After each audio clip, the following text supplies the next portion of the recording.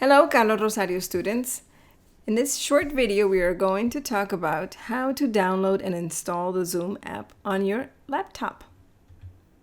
Step 1. On the main screen of your laptop, you will see Google Chrome. Click on it. Once you click on it, step 2, you will be at the Google search engine. Here, type download Zoom. Press enter. Step 3. What has been enclosed is what you need to focus on. Here, where it says download center Zoom, click on that, usually 2 times. That will bring you to the Zoom main web page.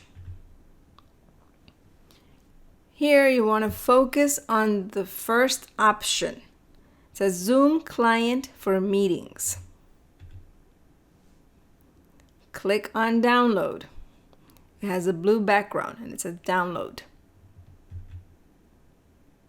Step 5. When you click download, you will see on the home page, the taskbar is the gray that goes up on the bottom. It goes from left to right. You will see what has been enclosed.